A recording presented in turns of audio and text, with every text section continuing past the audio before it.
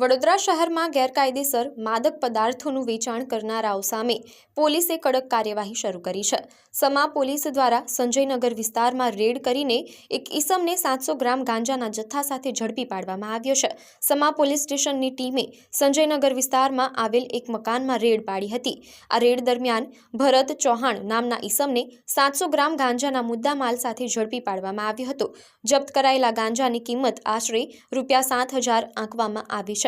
જો કે આરોપી ભરત ચૌહાણે પોલીસ પૂછપરછમાં જણાવ્યું હતું કે આ વનસ્પતિજન્ય માદક પદાર્થનો જથ્થો તે કોની પાસેથી લાવતો હતો તે અંગે તેને કોઈ માહિતી નથી।